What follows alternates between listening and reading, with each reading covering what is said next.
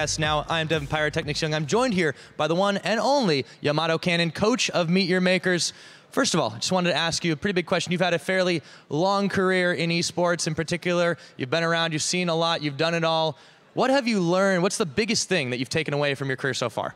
I think the most beautiful part about just League of Legends is that it has grown into something more than just a game. It is a lifestyle at this point. Like, when there was a person last day that told me that basically he no longer plays League of Legends, he just watches League of Legends. And that is the same for like every other big. So for me, League of Legends is a life. Very well said. It transcends just the game itself, of course. Now, I also wanted to ask you a little bit about some of the new roster changes you have made. JWoww coming in here for Mimir. What do you think he'll bring to the team that Mimir was not able to? Well, basically, the biggest thing that it's going to bring into the team is a new spark. We need some new motivations for the rest of the players, most particularly.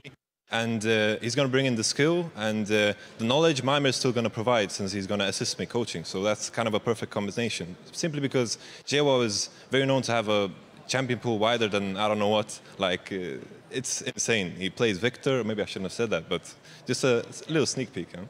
Spoiler alerts, indeed. So I also wanted to ask now, you guys have had some rough games. You have not been able to find wins too much lately. What are you going to do different in this week? Well, we're going to try our best. If I have to reveal more than that, I would have to charge for it, you know?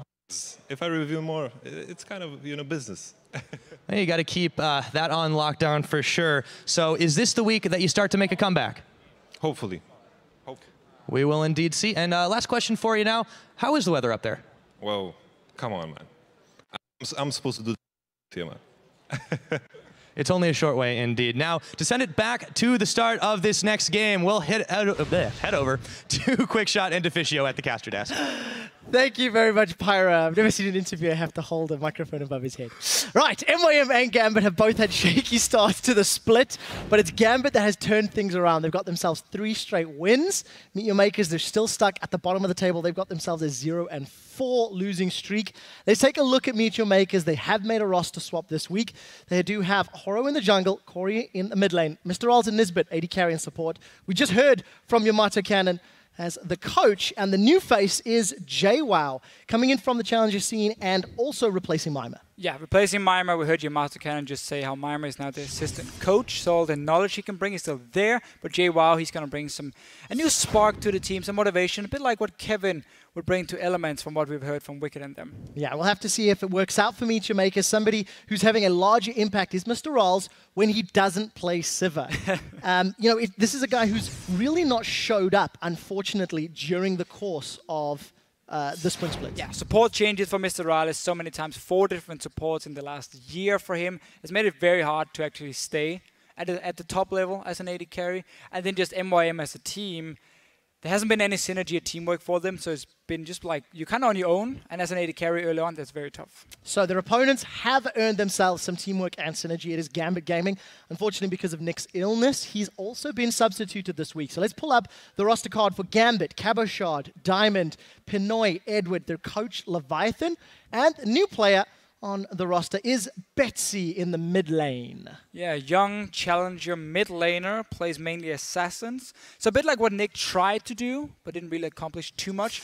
Betsy comes in here. Great mechanics, but very, very little experience. And obviously never played in the LCS before, so he's probably going to be very nervous going into this week for Gambit. Well, we'll see how he handles his nerves. He is coming up against a team who has been struggling quite significantly. Yeah. MYM 1-7 at the moment, and as we said, they're on a 4-game losing streak. Gambit 3-game winning streak. The one thing I do want to highlight, Nidalee, I think is going to be important. Diamond had a phenomenal performance last week, and we're actually seeing Nidalee bans, which I was not expecting during the course of today's games. No, Nidalee still being a very strong pick, and yes, Diamond said, why wouldn't you ban it against me? I will take it every single time, and I will beat you. Another champion for them, or for Gambit, is Kalista for Pinoy. Played it last week in both the games, had a very good game, and should we say a lackluster second game for him where he actually fell behind, but it's still a champion that's so hard to deal with if he gets rolling, and I think Pinoy is going to go for it again today if it's open. Yeah, and we'll have to see if he picks up that Blade of the Rune King again. I mean, it is the style, it's fine. Regardless of who he faces. We're about to jump into picks and bans in a moment, so I'll be talking about them at the for the time being. JWoww is going to be up against Cabochard. Cabochard's been running that top lane Morgana, really the only team in Europe that is using it I'm not going to use the word regularly, but more often Yeah. than we've seen elsewise. So we'll need to see if JWoww's wide champion The pool, Victor. as Yamato Cannon puts it, will be able to deal with Cabochard. So Meet Your Makers versus Gambit. Both teams with the substitute. Both teams looking to get some more wins on the board. Yeah, especially for Meet Your Makers, now that Giants managed to beat Elements, they were actually going to be the team where MYM were fighting against to avoid that number 10 spot in the league where you get automatically relegated to the Challenger Series. So time is running out. They have to pick up some wins against the Gambit team with a sub.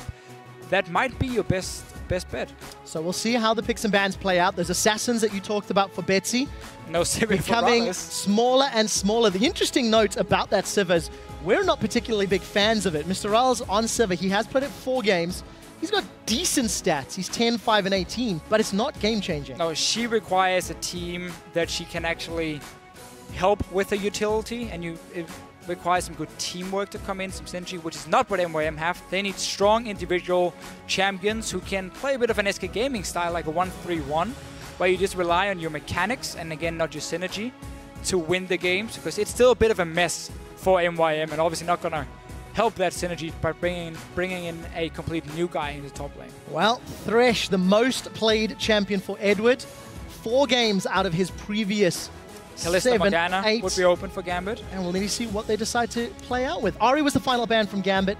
Insta-lock Xerath. First pick Xerath, a blind pick Xerath that has not been particularly successful. No, but in this case here, you have 4 mid lane bans, and again, you have a new guy in the mid lane for Gambit. So this also to take it away from him and on to Corey, who's had some good games, but not really had any impact compared to what we saw last year. And actually not going for Kalista, despite it being open for Gambit here. So Pinoy wants to take that Graves away from his opponent. We touched on Diamond Prox's Nidalee. It was beautiful to watch last week and instrumental in helping Gambit take down Elements, if memory serves correctly. 6-0-3, and we'll see if we can do that again. Yeah, his Nidalee was fantastic. Actually went for Rod of Ages after completing Magazine. Quite late. So very late for him, a different build from what we have seen, but because they got to the late game point where it was fully stacked up, it actually paid off for him. This Graves, it kind of explains the Sivir ban, because normally Kalista would actually be a counter to her, because you can dodge the boomerang very easily. So by banning that and then taking a Graves, you kind of again move away, you move Mr. Rallis away from, should we say, playmaking, AD carry in some way where he can do that 1-3-1 and just rely on his mechanics to win, instead Corki. So a Siege comp coming from MYM. Fantastic strong mid game, but we have seen this before from them, where they failed to use their power spikes and just ended up losing. Yeah, we'll see if Meet Your Makers can gain any sort of advantage. Wave clear, not the strongest for Gambit Gaming at the moment. They've got themselves some good bursts. They've got themselves some poke, if they want it, in the form of Diamond Prox's Nidalee. So, Ezreal mid here, we have seen it today already from Nukeduck. And we have seen more and more teams talking about this double AD compositions, but in this case, if they pick Ezreal here, while he can farm against the Xerath, he's going to get pushed into his turret over and over, and that turret is going to take a lot of damage, and then it's a very easy rotation from MYM with the Corki to pick it up, and you have way more poke than Gambit is going to have, just because you have a Graves already locked in on their side. Well, I'm not entirely sure I like that Annie pick for Edward either. You've got range poke, double AD with a Graves, which is non-traditional as well. If you're going to go double AD, why not first pick the Corki? We'll see how this works out. MYM have rounded out their siege poke power with some hard engage and a very aggressive front line. The dive buddy combo of Rek'Sai Aurelia is going to be very scary if MYM can get the very squishy side of Gambit behind. Yeah, keep in mind, there's 0 peel from Gambit. They can take Morgana here as the last pick if they want to, but into an Aurelia, that's a tricky matchup for her. Would provide a Black Shield, which is enough to stop the ZC coming from a Leona-Aurelia combination onto, let's say, the Graves or the Ezreal. But MYM actually have a lot of options here. They can 1-3-1 with the Rek'Sai in one lane with his ulti, obviously Aurelia the other one, and then you have that massive amount of AoE damage from the Corki Xerath, the long-range poke, the wave clear in the mid lane to push down. Or you can just go 4 together and just have the Aurelia on her own in a 1-4. So there's a lot of options here for MYM with their comp. I have no idea what Gambit are putting together in this team composition. They've now rounded it out with a Renekton. If they do not get a lead in the laning phase, on MYM, this is a very, very awkward team composition. However, if Diamond can use Nidalee's early presence, which is lower in 5.3, maybe, but I don't know if I like this. No, I agree. I mean, Gambit is not going to win due to the team comp. they're going to have to just outplay MYM as either individually or just as a team be better, you know, at shot calling, rotations, everything. Because you have an Ezreal mid lane who's going to get pushed in by the Xerath, and then you don't really have any proper wave clear to stop that MYM siege coming in around the 15-20 minute mark. At the same time, your main engage is going to come from Annie, so she's going to rely on having flash ready if you want to hit the backline of MYM. Otherwise, Leona and obviously the Irelia is just going to turn it around every single time, dive the backline with zero peel from Gambit, and just pick off a squishy target, because Nidalee, Ezreal, and Graves are all going to be easy targets for Irelia as long as she gets a good start to the game. We just caught a glimpse there of Leviathan. Last week when he spoke to him, he was saying that in the Gambit camp, their motto is it's a process. And we'll have to see if their process has led them to discover something that maybe we don't know. There are your team comps, hashtag MYM win or hashtag GMB win. You've got a much more, I think, succinct team composition from Meet Your Makers with their new man JWoww on the top. In Gambit, they're going for a little bit more of an individual play team comp. Yeah, the only thing I actually would have loved to see from MYM was like a Janna pick instead. And it was hovered. It was hovered, but they went with the Leona, which doesn't really fit into this siege combination with Corki and Xerath. Janna here would have made it nearly impossible for Gambit to ever engage. What is the Renekton going to do? Slice and dice in, Monsoon out, you're done. That's it. Send in the next guy, okay, he's going to die because he's an 80 carry. Or Nidalee who's full AP. So I really feel like that would have been a better pick. Yeah. But now, if you do manage to land the poke from Xerath and Corki, you have that hard engage option. Yeah. And then you have the Rek'Sai and Irelia following. Still for Gambit, I really want to see how they play. When you play double AD, it's all about, again, playing where your dual lane is, because you need to make sure they're safe and they can push their lane, get the outer turret down as fast as possible, and then obviously have your Ezreal in the mid lane being joined by this AD carry later on and take the second turret, and you take 2 outer turrets. You ignore your top laner. He can just do whatever he wants. It doesn't matter. You take first 2 towers, and then you take the wards, because you need to flank ward all the time when playing double AD. I'm very sorry for keep talking here, but this is actually a very interesting point. So you need to ward your flanks, which means once you take down the first 2 outer turrets, you push up to the next wave, and again, you get these deep wards in, and suddenly you can keep going in towards the turret. So that's why they picked Renekton, to just sit on his own and survive. Well, we did have a bug splat, but Deficio has ranted his way through the little pause, and we are into game. We are into game as Meet Your Makers take on Gambit. I do want to touch on something you did highlight. The vision is going to be important for Gambit, and the one thing I like from Leona is it can punish misplays and positional errors, which is something Gambit has been very, very guilty of. That's true. In multiple games in the past. Yes. So let's keep that in mind in terms of playstyle. However, both teams have replacements. We are on to the Rift. Yes, we are. For Meet Your Makers, who are currently 1-7 in that relegation spot 10th, whereas Gambit 3-5. A 3-game winning streak, they're looking to make it 4. Really like your point about Gambit. They have a unique ability to do everything right, and then randomly get caught out and die and lose the whole advantage. Can't do it in this game. So much damage and CC from MYM to catch you out. 3 stuns, 4 even with the Leona having 2. Obviously, the knock up again from a Rek'Sai. I really like the team comp. It's the same every week. I actually like MYM's team comps here. Yamato Cannon is doing a great job with his players in the pick and ban phase, but they just can't use it in the game. Yeah, that's the problem. Decision making is seemingly holding them back. Let's take a look at how these lanes are shaping up. Very defensive wards, with the exception of Eddie being a little further forward. Going to try see if they can get that lane swap in play. Eddie starting with those boots. Deficio, do you like it or not? That is very, very risky. Not having any combat stats. He's going to get in a 2v2 lane as well. Normally, if you have a lane swap, then the boots can help, because you can now start roaming around on that Annie, which is the thing she's very good at. But now in a 2-2 lane, they won't really offer him anything other than maybe dodging in and out of the range of a Leona, of a Zenith Blade, so get like auto attack, then back away before she gets in range to try and lock you down. But you can see Eddie as well. He's trying to set up a freeze here. That's not going to happen for him, because it's going to be a 2v2 lane. No golems or grums being killed by either of the dual lanes, so just completely standard XP. Well, we'll see what Pinoy and Edward can do. Eddie, with those boots, maybe he's going to be looking to dance around the Leona or try to roam around and back up his other 80 carries. Cabochard, we just caught him teleporting down. So we're going to see, again, duos in the top lane. Top lane is in the bottom lane. Again, not really sure what the Gambit were aiming for here. Maybe they were expecting MYM to be in a lane swap, but then you wouldn't send your dual lane to the top side. You would keep them bottom lane if you felt like you had the stronger 2v2, simply so you had the dragon control. And that's just a little bit surprising, but early push goes in favor of Gambit, as we often see. Pushing it down, no relic stacks actually being used, except for one. Sorry, one being used by Nisbet. So the push for Gambit, but remember Leona can engage onto an Annie, especially around level 6 when she's very immobile, the Annie. Lock her down, following by the jungler, and you have a kill for yourself. Traditionally immobile Deficio, but Eddie's got boots. He got boots, and he can dodge everything. I do also want to highlight Betsy in this mid lane, coming up against Corey. Corey, of course, returning to the LCS after a brief hiatus. And we knew Betsy from his Challenger games as an assassin player. This is a champion pick and a playstyle that requires a lot of communication with the rest of his team. And remember, this is his first game on the big stage. Yeah, it's a bit of a fun matchup in the mid lane, because some teams like to refer to Ezreal as a discount version of Xerath, because you want to, again, play around this mid-game power spike with the Trinity Force for Ezreal with the long-range poke to take down these turrets, fast push them down. Xerath just does it better. What Ezreal does offer instead is better skirmish potential and roaming as well from his lane. I'll probably take him in a 2-on-2 fight where you can dodge the stun from a Xerath fairly easily.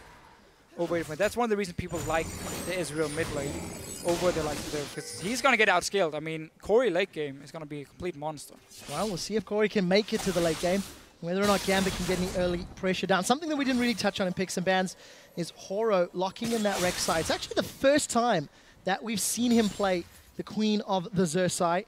And considering how strong Reignover was a few minutes ago in a actually near identical situation, it was the same dual lane he was playing against. It was the same opponent top laner.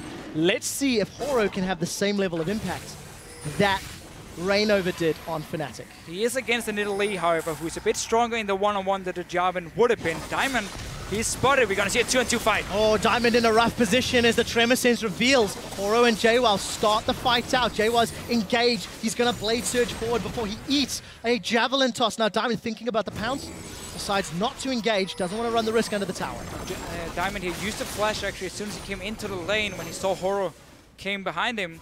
Cancelling the recall from JWoww. 2-on-2 fight being won by Gambit. It's one of the things you can always do with Renekton. They might even go for the dive here. Oh, I think they want to look stun for him the and land the spear, and then is it going to work? Spear doesn't connect. JWoww has managed to stun, but Diamond hops in. Their flash is going to be able to get him away. Slice and dice, rather. Now we do see Diamond. He's low on mana, but he's taken 2 turret shots. It's at max. The knockup doesn't connect. It is 1 for Horo. Cabochon's going to get dropped by the next turret shot. Double kill for Horo, but 2 kills for Gambit in a dirty tower dive. So they did manage to deny a lot of minions from this because they killed JWoww and forced his teleport now back here to pick up the rest of the farm. But they could have just taken that 1 kill and said, that's enough, get a bit damage on the turret and then back away. Instead though, Gambit looking for the jackpot. Didn't actually get it. Not this time round, but early pressure. Diamond using that Nidalee, despite it being a 5.3 and despite the fixes, in an aggressive way. Yeah, and we see a big difference here in how Diamond played the early game compared to Svensson in the last game. Notice how Diamond is saying, okay, I know my dual lane is going to be fine, 2-on-2 on the top side.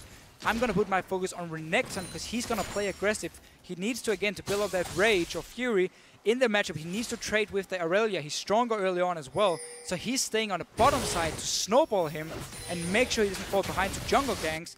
And that's what Gambit used to pick up these kills.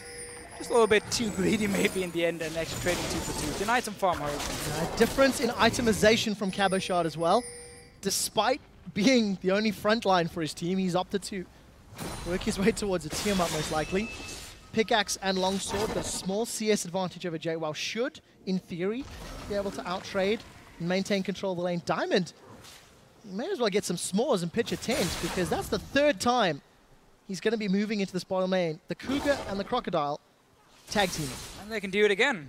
Push in the wave, dive onto the Aurelia here, deny him even more farm, delay his Trinity Force power spike is what you have to do against an Aurelia.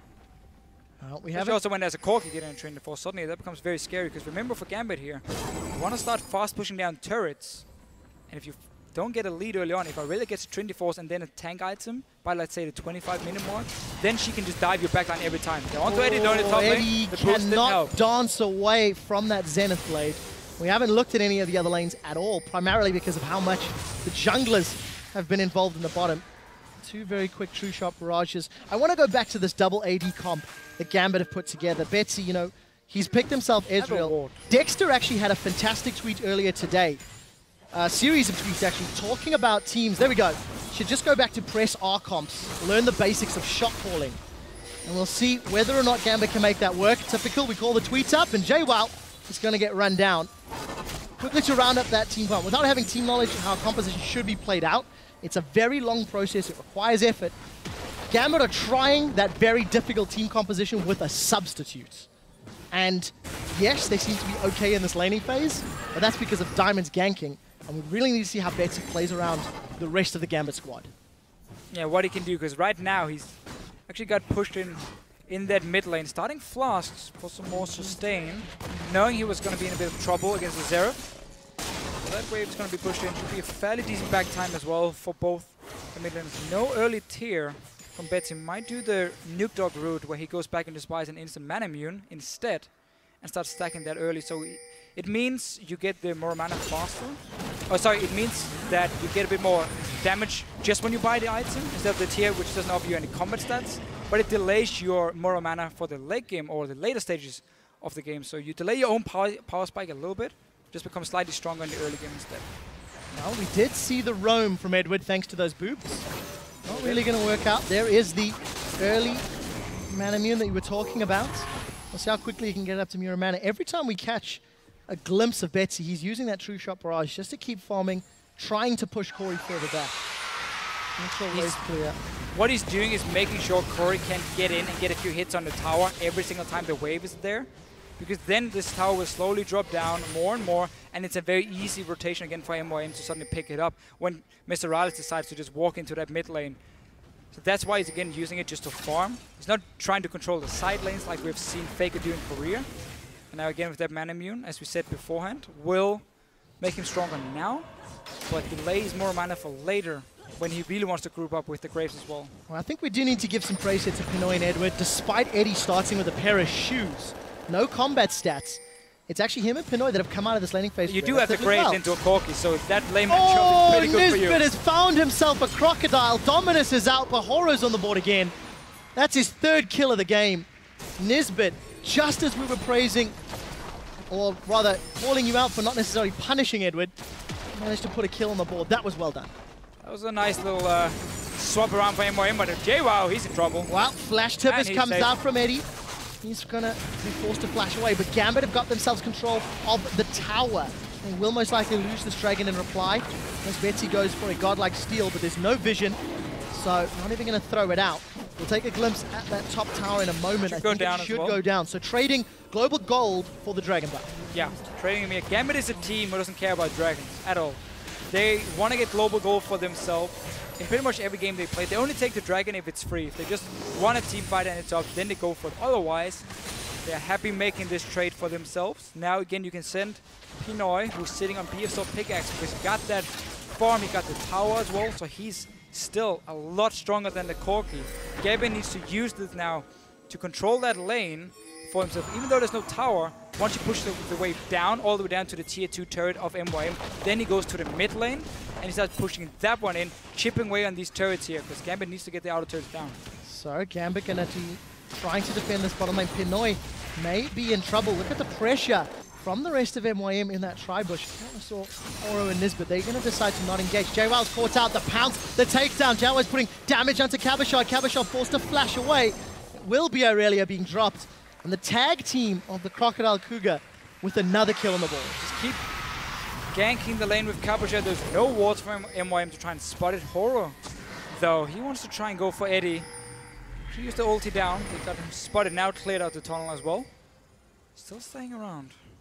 It's going to be a risky dive if he goes for it. Yeah, that tower not going down is quite a big win for Gambit. Pinoy defending it by blowing his collateral, his buckshot, everything on Mr. Ralls. And MYM, you know, we touched on the fact that their team comp can scale well, but they are starting to fall quite heavily behind. 2,000 gold. Let's see what Horo can do. He's going to get spotted out by the ward. I'm going to see him going in. Knockup lands onto Pinoy. The solar flare went way wide. It's Pinoy that's the one that's taking all the damage. Summon a heal from Mr. Ralls. Slice and dice through minions, but a good stun from Nisbet is going to prevent Cabochard from going further. And that's a very zombified Tibbers, not able to find more targets. No, so early teleport from Cabochon. Looking to try and cancel it. We're looking for more kills. So this means Gambit now needs to get control of this jungle on the bottom side with the 5 members. JWoww still trying to farm. He's really been shut down by Diamond and Cabochon. They're looking for Horror here. Trevor. He's gone. So, you just saw the enemy top lane and teleport to the bottom lane. You even see him running with the team into your own jungle. Because you had the minions before and you had Nisbet as well spotting them. You're down to 30% HP. Why on earth do you start your Raptor camp? Why don't you just back away knowing they're there? I don't understand. Deficio is left speechless as Horo getting caught out makes it a small Gambit continue to take advantages. They're going to take their 3rd tower of the game. You just gave Gambit everything they wanted. Control of the bot lane, control of the jungle, and another turret for themselves. So this mid lane now is going to be the next target. And they can just group up again. 4 members have Cabochon sit. Well, he actually doesn't have teleport, so now 5 members in this case. Push it down, and MYM have to move in themselves to try and wave clear it. Otherwise, the tower's going to go down as well. You just completely open up the map for them. 3,000 gold down. And some very, very questionable moves from Meet Your Makers. Nisbet standing right in front of Gambit, despite the fact that his jungler just died a moment ago to Cabochon. Cabochon's Renekton got some damage, got some tankiness being built up, and working his way towards being a very scary-looking Renekton. We're going to see their Rod of Ages again on Diamond, so it makes him weaker now in the mid game, but then once he scales up fully towards the late game, that's when he's going to get the benefits from it. So it's a very unique build he's running. Nobody else is doing it. Everyone goes like full damage, try and be as strong as possible when you get to the mid game, like Magus, maybe early Void stuff coming in. But not for Diamond in this case with the Rod of Ages again.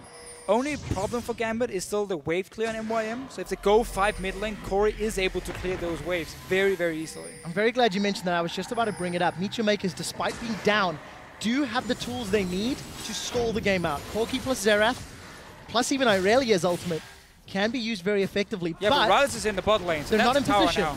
They're not in That's position. Tower. Corey was way behind. He's only just made it into lane.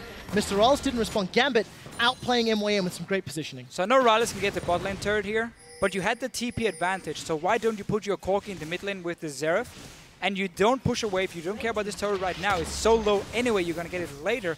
And you just wave clear, and you use your Irelia to 1-4 split push, because if Cabochon goes up there to try and stop him one-on-one, well, then suddenly MYM with this Leona pick, remember, not the Janna pick, can just engage the mid lane, have the teleport coming from JWoww and a 5 versus 4, and suddenly you're straight back into the game. Instead, they actually allowed Gambit not to be punished for not having a teleport and get a turret as well for it. So again, more mistakes here from Meet Your Makers. We need to see if they can claw it back. They've lost 4,000 gold to their opponents in that lead. Teleport will be up in a little while for Cabochon. But if you compare the item differences, thanks to those assists in early towers rather, JWoww still got the makings of a Trinity Force, still looking for his first big spike. Yeah. He's simply not there yet. Rod of Ages completed at 16 minutes for Diamond, thanks to those 3 kills. Pretty good timing then. That's 3 minutes slower than a mid lane Rod of Ages or a top lane Rod of Ages. So he's going to be ecstatic with that.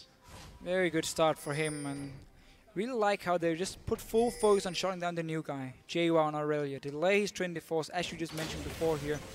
You want to get around again 15-16 minutes is standard timing for it.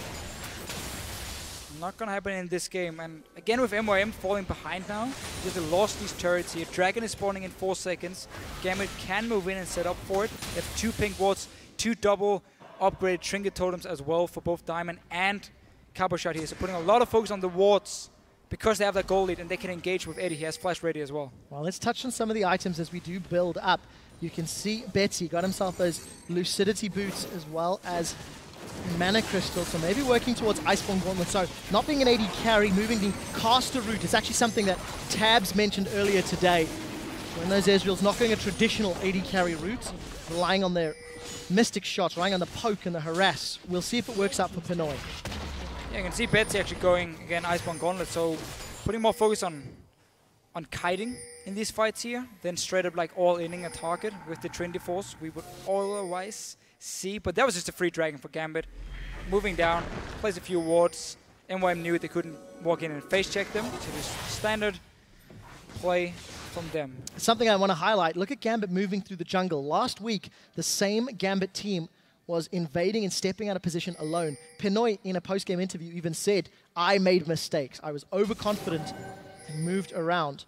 We are going to see that little blue trinket being used. Nisbet and Mr. Rolls, they're about to run into a whole lot of trouble, but back away just in time. Just sitting back at their own turret. They're still waiting. It's actually exciting. Exciting?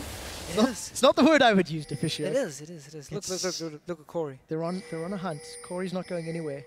Betsy's the one that's in trouble. He's about to find everybody. And he did. What? Wow. Itsy Bitsy Spider gets squashed under the boot of Meet Your Makers. But what will this cost MYM? Gambit. All right, Corey recall. Go down and clear this. Or does he have ulti? He does not have ulti. He used it to kill Bitsy. They're moving down. They're forcing them away. It's fine.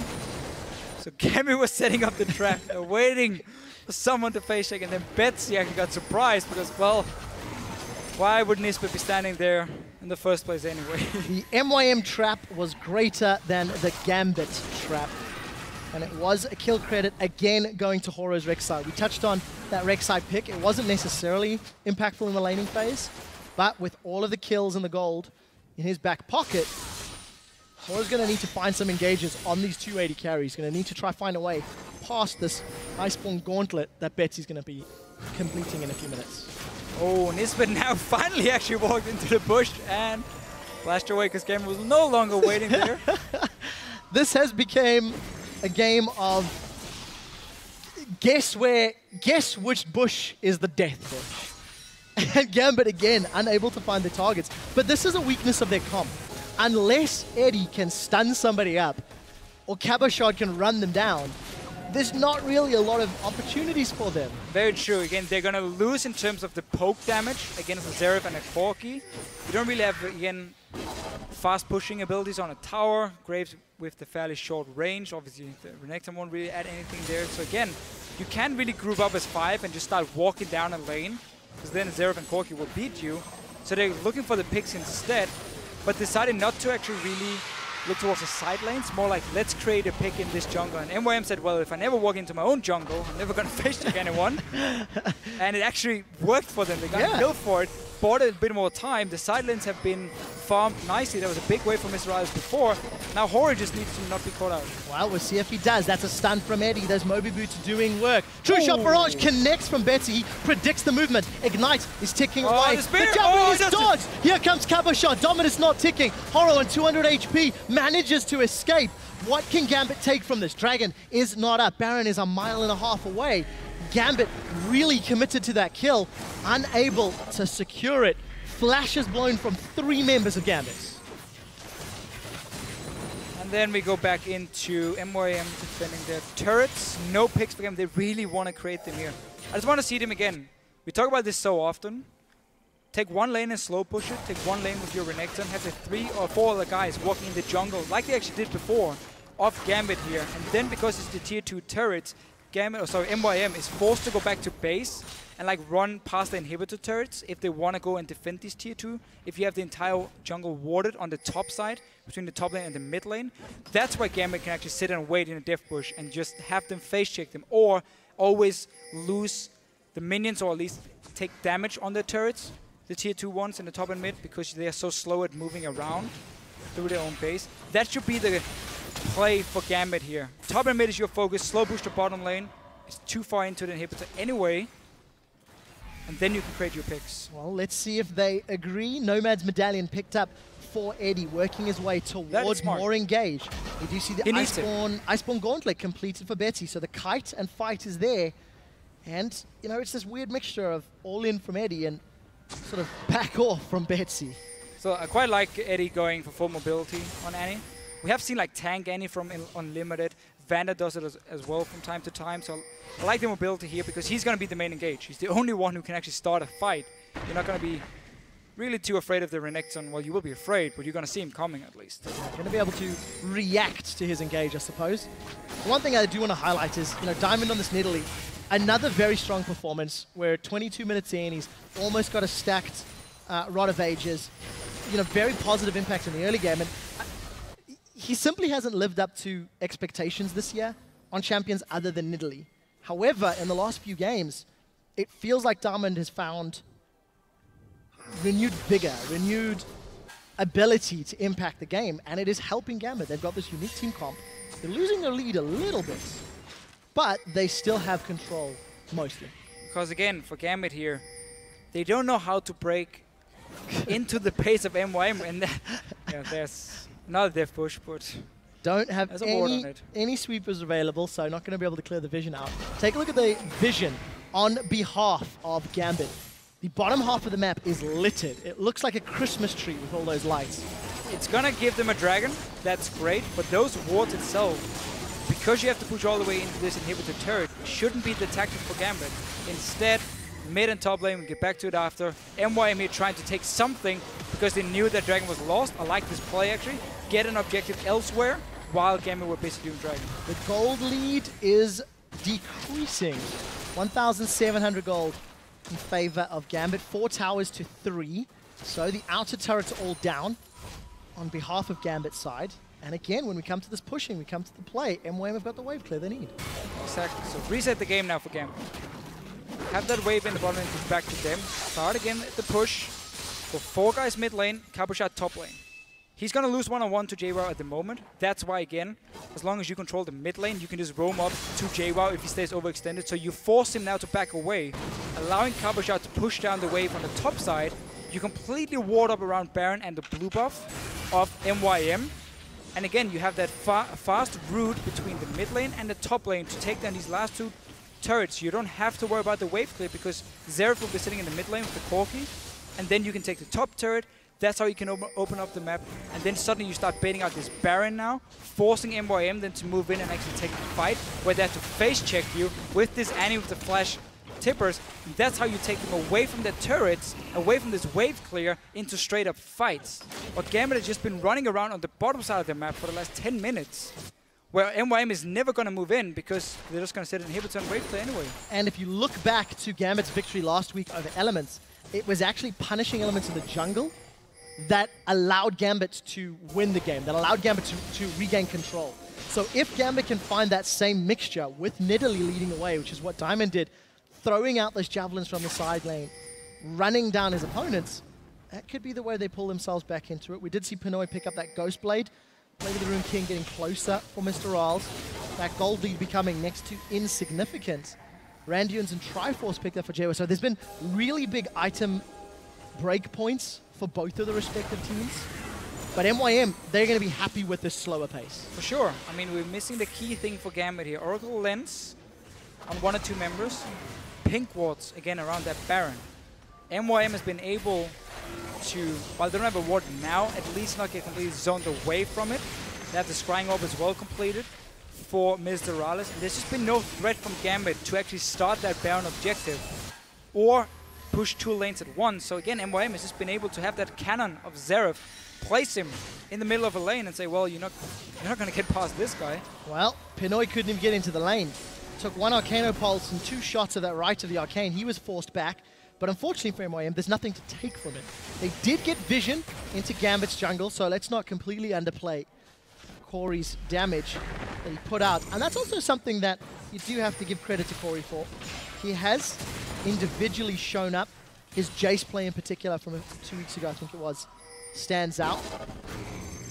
And he's got the damage and he's got the squishy opponents to take charge of this game. But Deficio, we're going to be in for a long one. Because MYM really want to play for the late game. Let their team come through the scaling they need. See if Nisbet can land some solar flares. Yeah, and Gambit simply unable to really push the lead they've had for quite a while. Well, and maybe that's because of their team comp. No, well, yes and no. Okay, the team comp does make it easier for them. Yeah. But they're simply just not playing around the right lanes and the right objectives. They keep again going back to this bottom lane and like they're like, oh, we're gonna bait up this dragon which is not even alive. And then MYM is like, fair enough, we don't care. Do whatever you want. It does mean Gambit in about, so we do 6, 12, 18, about 20 minutes time. You should have a 5th dragon. That could be their tactic for them. Next one coming in 1 minute and 40 seconds. So my math was a little bit off because I didn't actually realize it was about to start. Fair enough. We'll forgive you. You were able to do arithmetic. That's more than we can say from the Challenger We did casters from 14 yesterday. minutes instead. So, managing to work that one out. The pace has slowed to an absolute crawl. Meet Your Makers, thanks to forcing Pinoy away, got some deep vision into Gambit's blue buff area of the map. We'll see if they make use of it. Teleport is available for JWoww. With a minute 20 on the clock until the next dragon, you can see Diamond with that upgraded Greater Stealth Totem hopping over the wall to get some vision down into MYM's jungle. And MYM also replying. I'd like to think a fight could break out around this dragon, but with the amount of poke from actually either side, there's the threat that the fight could be over before it begins. Fight. They've jumped onto JWoww. JWoww's tanked up a lot, but he's going to flash over the wall. What did they use for that? Tibbers was out. Collateral damage was used, and JWoww has teleport with wards to go to. That could be trouble for Gambit if MYM are decisive in starting that dragon quickly. Well, ulti from Pinoy should be ready in time. Can't say the same for the flash on JWoww. So another death bush being set up. And again, doesn't really manage to find a kill. The flash is still important, meaning it's a lot more risky for JWoww now to dive the back line of Gambit. Horo now left all on his own, pushing up. He's going to get stunned. Pinoy going for him. No collateral damage. Pinoy trying to get the auto attacks out.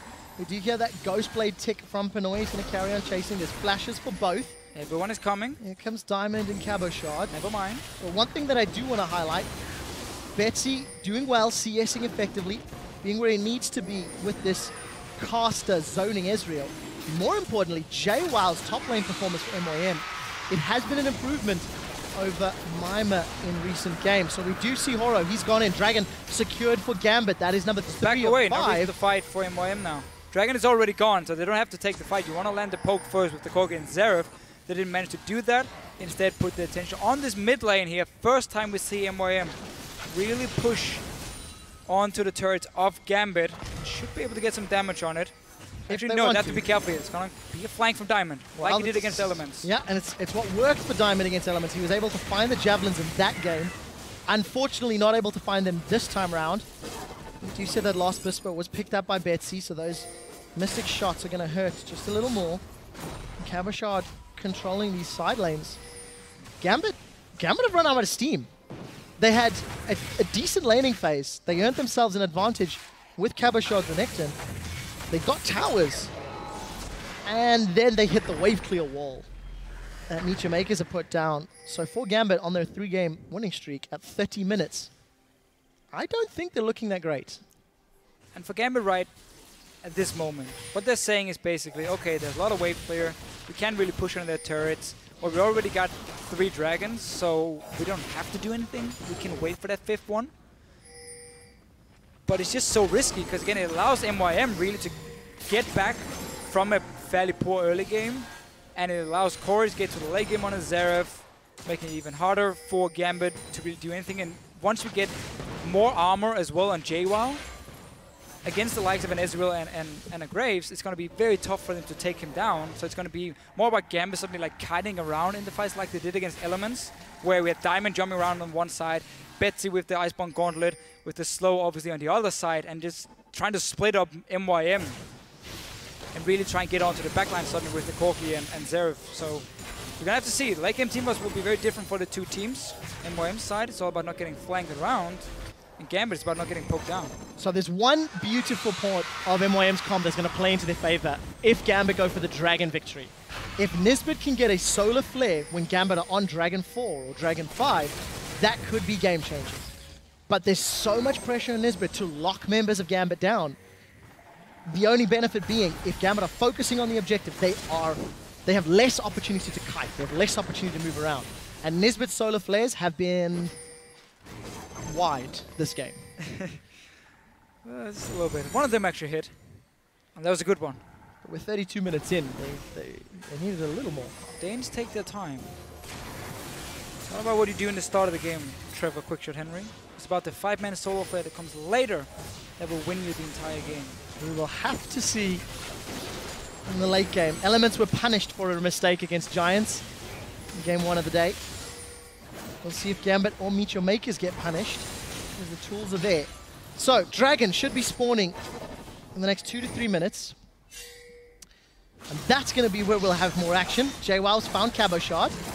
Banshee's Veiled pop. There's a lot of tankiness and a lot of trading back and forth. We do see Horo's caught out by Betsy and Pinoy. Now JWoww, he decides he wants to fight. Eats a Javelin toss. JWoww, you've totally gone the wrong way. And Pinoy finds a kill. That was not WoW at all. Summoner heal forced out of Corey. Betsy is running Horo down. Mystic Shock goes wide. Solar Flare slows Betsy. Javelin from the background. That's a massive jump from Diamond. Two-man stun from Eddie. Gambit find 4 kills in quick succession. And they peel for Baron. Straight for the Baron itself. What just happened? I'm not sure what JWoww was trying to do. I mean, he was setting up a flank, but as soon as he was spotted by Cabo Shard, he tried to like run away, and then he saw Diamond, he went back, and just a bit of a, I don't know. Deficio, the definition of a flank to me does not include running into 5 members. This is the worst guerrilla warfare tactic that I've ever seen. Very true. And Gambit managed to actually punish it. Chase for some more kills. In the end, they get the stun onto Corey. Let's see, it's Cabo Shard flashing in. There we go with Diamond. Deficio Should have been a Baron as well. Diamond was such a good leap, pounce rather, in that Cougar form. 4 kills, a Baron. Did they get any towers from that one? Not just yet, but they have the ability to push those towers down. And Gambit have completely regained control. So even though they're Baron now, they still can't go 5-man and just push on 1 tower. So we're actually back to the same as before the Baron was picked up, where Gambit still has to control at least 2 lanes at once that are pushing down with the buffed up minions. Otherwise, MYM can wave clear it. You can maybe dive. There's no flash for Eddie, however, so it can be tough for him to land the Tibus, or you can wait for the Dragon. Or you can wait for the Dragon. It's only a minute. It's only a 50 minute. seconds for Gambit. Just pushing in a few of the waves. Let's see what they want to do here. Now they actually got the waves pushing at least in mid and top lane. That's it. Well, we'll see what Gambit decide to do. I know I keep quoting This is Leviathan, good. This is fine. but it's a process, and Gambit have taken 35 minutes and a Baron buff to start pushing. This is going to be a easily contested tower. First time they split up in 2 lanes and pushing down at the same time. Xerath, the immobile cannon, we can call him, wave flare machine, whatever, stuck in the mid lane. He's not there to defend the turret, and suddenly, yes, I know they had the Baron buff, but then Gambit actually cleared the last, or the top lane tier 2 turret for themselves, and now comes the harder part where you have to break into the base, where now you no longer have that movement advantage because you can just move easily from MYM's side between the inhibitors. So Dragon instead can be your target once Baron runs out. We'll see if Gambit agree with you. Baron still ticking away on the side of Gambit, around a third of the time remaining. We did see Betsy get a little caught by that solar flare in the previous fight, but he single-handedly kept Horo super, super low. MYM sensing, sniffing, smelling Dragon number 4. And they're going to move into range. Diamond is way, way, way away from support. Way, way, way. Yeah, I got a bit committed into that one. I got trapped. But what I wanted to say is he didn't have the support of his team until this very second, as Gambit have now grouped up effectively. It's Pinoy that's out of position. Well, the 2 AD carries are sitting in the mid lane here, trying to poke each other a little bit. So this should be a Dragon again for Gambit. So MYM, they moved out there, try to land a bit of poke. And now back to their own base. No faith in a commitment, no calling. MYM just let that one happen despite being grouped up, despite Pinoy not being available. Maybe feeling way further behind than maybe they are. It is a 7,000 gold difference, so let's be fair, and a Baron buff. There's always going to be a difficult team fight, but again, they need Nisbet to engage with the solar flare. Meet Your Makers need to catch someone from Gambit out and not let Gambit use this kite and fight team composition to their advantage. I don't even think we've seen them use the team comp to kite and fight. They haven't needed to. Haven't needed to, yeah. There's not really been any fights going on. Just a lot of lanes being pushed down now and a lot of dragons being killed. Poor dragons. Nisbet actually onto the diamond here. Can they? No solar flare available, so Nisbet not going to be able to. It's Gambit that turn it around. Horo's getting chunked down. 2,500 HP still in his pocket. Solar flare now available for Nisbet. Horo's out of mana now. So there goes a lot of the wave clear. Actually seems starting to recall. Okay, then he got the mana back from the ward. Well, that's Back going to to play wave into play. his favor. Going to use it to clear out those minions. Gambit with no more Baron buff, relying on the poke. But look at the side lanes, not under their control. Deficio, you have sung this song 1,000 times already. Gambit need to control more than one lane, and they're simply not doing it at this stage in time. Now again, they're waiting for that mighty dragon number 5 before they need to do anything. So for MYM's side, once again, second time in this game, they're pushing away from their own territory in towards Gambit's side. If they can create a pick, they can still win this game, because Gambit has simply not been able to really close out the lead. And now we're going to get a team fight. That is a massive crocodile. Corey and Nisbet caught out. Solar Flare hits nothing. Nisbet needed to make that count. Eddie is going to be zoning away MYM, and that will cost him his life. Gambit secured 2 in reply for 1. What more can they take? Meteor Makers in full retreat. Betsy, Arcane shifts over the wall, looking for more targets. True Shot Barrage available, trying to snipe Nisbet, not going to connect. Gambit should be able to get the tower. Get the turret here, and then either you can go to the bottom lane where there's a massive wave being built up, or you can just take this inhibitor as well. They need to break into the base of MYM now. Get 2 inhibitors for this. Then Gambit should be able to close out on the next push. Absolutely punishing Meteor Maker's decision. MYM finally... All taking the base. Hey, I thought base gates only worked for your team. Gambit managing to show they can hop, skip, and jump through. Massive, massive minion wave. That's 2 siege cannons sitting with them in reply. Gambit secure the turret, decide not to commit. We do see the Zenith Blade. Pinoy is going to use that QSS to get away. Right to the Arcane, unable to find a kill. Betsy is going to be using the last of his mana, slows down Nisbet. Solar Flare up in a moment he didn't get or the reset. two. JWoww unable to find the target. Didn't True manage to Shot kill the Barrage minion. in return. So Gambit get an inhibitor, they get 2 turrets. Was it 3 turrets actually? And they accelerate their Goldie to 10,000. Baron's up in a minute, Dragon's up soon. Let's see the fight again here. It's actually, again, MYM moving into the jungle of Gambit. It's a bit of a weird play because, again, you don't want to be caught here with a Zeref and a Corki. You want to sit and poke. So once the fight breaks out, Cabochard is a massive tank. He can just dive the backline all he wants. Great tippers from Eddie. And fairly easy cleanup from Gambit. And this was basically all they needed. MYM to move away from their own turrets and into a fight. So 2 things to note. That is exactly how Gambit beat Elements last week, with Diamond from the sides flanking in the jungle with the help of Cabochard. Secondarily to that, Gambit are in the lead and winning because Meteor Makers have simply not put a positive play on the map. They've simply not moved around. They've let Gambit have anything and everything they've wanted. And I want to go back to those Dexter tweets from 30-odd minutes ago. He was talking about how teams need to have a lot of communication. They need to understand how double AD comps work. And Gambit, yes, they're in the lead, but they've not pushed the side lanes. They've not been in control of the map. It's been nothing but the comms here for Gambit and MYM actually, except for MYM just pushing it down. That's a very one way of saying it. It's been a long game. It's been a long game. It's been a long game indeed. 41 minutes, 10,000 gold in the lead, 5 towers in the lead, an inhibitor, 4 dragons to 1. Gambit have got every single number in the green tick on their side of the map. 1 minute to dragon. I think they want it. That being Gambit. Well, of course. You got 4 dragons already. Why would you stop now? Get Baron, get Dragon, get the game. Baron, Dragon, and 3 inhibitors. Let's see. All right, of course, you have to go for complete domination here. Every objective, the dream. This is actually MYM's chance of coming back in this game. Not anymore. It's not Deficio. MYM have got destroyed. Nisbet with the late solar flare. They're in full retreat. Horo is out. Nisbet is out. Gambit looking for more. Mr. Rolls got no mana. Mystic Shot does not manage to connect. Betsy flashes. Does get the second. Last tick of mana working out to get Mr. Rolls. Betsy continues the chase. Diamond is now running down Corey. He pounces in. Doesn't find a target. Corey sidesteps the stun. Betsy eats the missile barrage. Gambit have peeled away. They don't want the dragon. That's a 2-man stun from Eddie. Gambit are going to look for the Nexus. They've got the minions in the top and the bottom wave as well as the middle wave. And they are going to lose Betsy, but it's not going to matter. 30 seconds, 50 seconds, 60-second death timers on the side of Meteor Makers. And Gambit, it's not been pretty, but it's going to be a win. That's 4 games in a row for Gambit after losing their opening 5.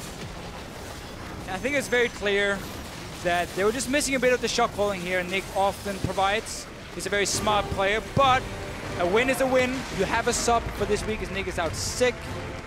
Gambit, while they can't be happy about the game itself, hey, four wins in a row now. Something else I do want to highlight as we got towards the end of the game there. Every member of Gambit had upgraded their trinkets, 3 of them with those greater stealth totems. Big smiles on the face of Gambit. They've turned their split around. 0-5 in the front half. 4-0 then to close out their first 9 games. They're no longer in that relegation zone, and it's Meet Your Makers have to somehow claw it back. Yeah. 1-8. Yeah, and again with Giants beating Elements, suddenly they have 3 wins on the board now. This makes it look nearly impossible for MYM with the way at least the games are going for them. And I was just looking at the player camps during the game. Nobody really talks, nobody smiles. Like, you can see this is a team who has a lot of problems, a lot of things they need to sort out. They tried to make a roster change, brought in JWoww, kept again Mimer as an assistant coach to help out Yamato Cannon and the team. So they have a fairly good setup around them. But when it comes to in-game, it's just not working. It's just not working. There's no synergy, there's no... And no nothing. At some point, you need to step back and talk about Mr. Alz and Nisbet. JWoww had moments that were good. Horo had moments that were good. Corey's had moments that were good. I simply have not felt that way about Nisbet and Mr. Alz, either as a duo or individuals all that often. 9 games in the spring split. Mr. Alz, who was one of the most touted AD carries from last year, is simply not living up to his pedigree, not living up to expectations that I think he could live up to. Again, it's the whole, you change support so many times. You went from Mixer to Weeble Failure to Kasing, who's now in H2K, obviously playing the next game, to Nisbet here. So you changed so many supports over 2 splits. Yeah, in a year, 2.5 we can say now. We actually crossed the halfway point of this split. It's very tough to constantly build up synergy and also keep finding supports who can actually perform well enough. Yeah. Compared to the other dual lanes they are facing. We heard Tab say on the analyst desk how the bottom lanes in Europe are getting better and better. And if you don't improve at the same rate, you are going to get left behind. Basically, you're stuck down here where Nisbet and Mr. Alice find themselves now. It's not looking good enough for them at all. We talked about how Leona came into a bit of a siege comp instead of a Janna. Yeah. There were multiple team fights where the Janna could have worked out really well for them to stop Gambit diving the back line. And yeah. Well, I'm looking forward to hearing what Tabs has to say about that. It's the second double AD comp that we've seen today. And for a dive into that Gambit win, let's set up on stage where Pyrotechnics is waiting to talk to Eddie. Thank you very much. Quick shot. Now I am standing here with the Big Eddie himself. First of all, congratulations on 4 wins, really turning your split around. But I wanted to ask you about this composition. You guys picked a very, very coordination-intensive one, and you did it with a sub. Can you walk me through a little bit of why you made that decision? Thank you for congratulations. And I think we just played so much scrims with Betsy past couple of days. And we noticed that people used to ban a lot of mid laners against us. So one of the choices was to play double AD carry. So we just practiced that, and it just worked out. It certainly did work out that game. And again, really well played there. I also want to ask you about how having that sub, you said you played a lot of scrims with him. How has it really affected the team dynamic in the interim while Nick is out? It actually didn't change anything. I was actually feeling like we were playing with Nick, but it was like a different voice. Well, I suppose when you can trade one in, trade one out, that works pretty well for you. Last question here as well. You seem to have, in recent games, found your serious footing with Pinoy. Can you describe how that's kind of worked out for you in the last 4 games? I think our synergy is not that perfect. I mean, it's like we still have so much room to improve. We're just playing duo queue all the time. We're just hanging out together and trying to communicate as much as we can. Thank you very much, Edward. Now we're going to go ahead and send it back to Shox and Tabs at the analyst desk. There we go. Thank you so much. Another victory coming in here for Gambit. Very interesting that he said, I didn't really notice that we weren't playing. I think it was kind of just like another voice. And you also brought out, it was pretty much the diamond show for a lot of that. Yeah, I did think Diamond was the one that really carried this game. He managed to make the early game plays, and even in the mid game, he was the one that set up all the action in this game. Edward did talk about having that double AD comp, but I didn't feel that Ezreal really performed that well this game, or at least he didn't have the biggest impact. He just laned and never really roamed at all. I would have maybe liked to even see him play a more aggressive laner, so he could have helped Diamond secure kills and objectives around the map. What did you think of the build? Because we were watching it together and you called maybe he should get a Trinity Force and maybe some damage, but he went for the Iceborne Gauntlet, then the Last Whisper, well, in the end. Yeah. So about this build, like Manamune, first, obviously, to get it to stack up fast, and then afterwards you have a choice. You can go Trinity Force, you can go Iceborne Gauntlet.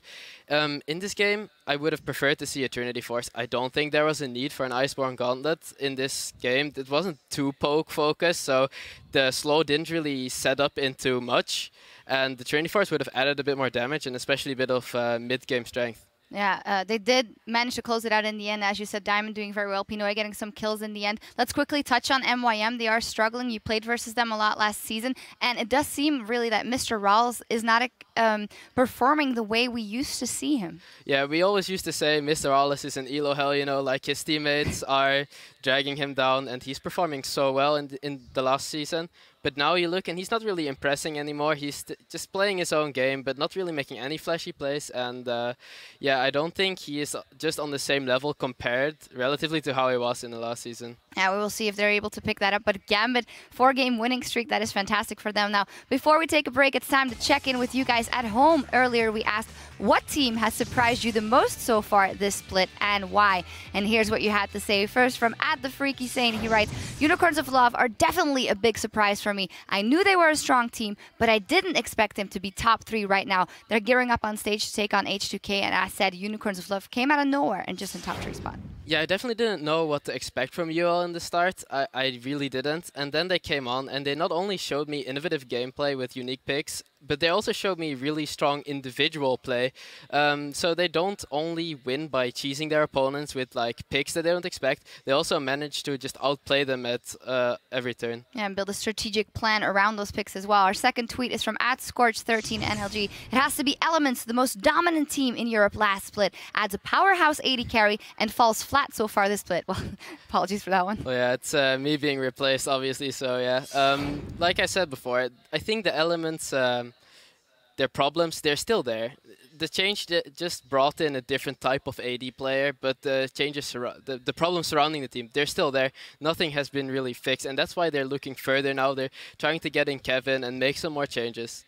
You said before that you thought that the Kevin would change the dynamic in that team coming in there. With a loss like they suffered today, how are they going to have to come back from that?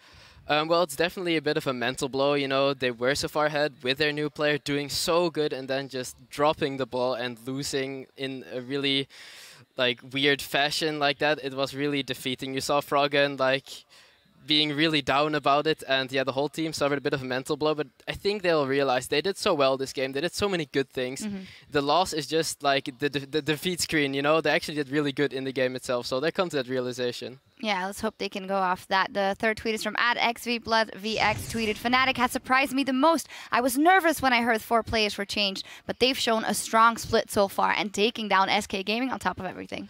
Yeah, Fnatic coming into this, I definitely didn't know what to expect because they changed so much. They got new players on like almost every position. Just started building up the new team. They even got in foreigners, like 2 Korean players. And you never really know how that's going to end up. So coming into this split, they've actually surprised me with how good their team play communication is.